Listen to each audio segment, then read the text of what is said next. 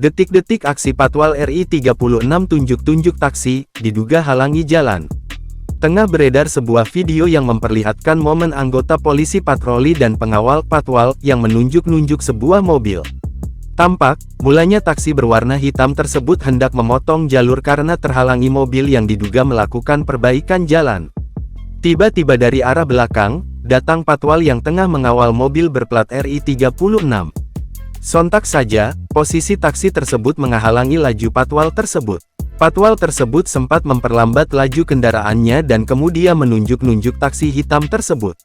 Tidak diketahui, apakah ada kata-kata yang terlontar dalam momen tersebut.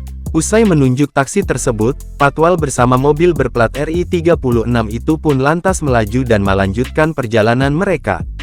Kini, video tersebut pun telah viral dan diunggah ulang dalam banyak akun di media sosial. Warganet yang menyaksikan unggahan itu pun lantas ramai memberikan komentar.